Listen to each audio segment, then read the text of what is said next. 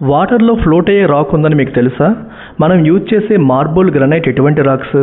There are exactly 3 types of rocks. Number 1 igneous rocks. ఇవి భూమి లోపల పొరల్లో ఉండే మాగ్మా లేదా లావా కూల్ అయ్యి సొలిడిఫై అవ్వడం వల్ల ఫామ్ అయ్యే రాక్స్. మనం కన్స్ట్రక్షన్లో యూజ్ చేసే గ్రానైట్ ఎలా ఫామ్ అయిన రాకే.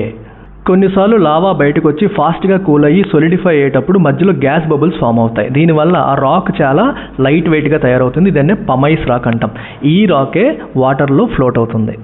Number 2 sedimentary rocks. ఇవి విండ్, గ్లేషియర్స్, రివర్స్ క్యారీ చేసే sediments over a period of time accumulate అయ్యి కంప్రెస్ అవ్వడం వల్ల ఫామ్ అయ్యే రాక్స్.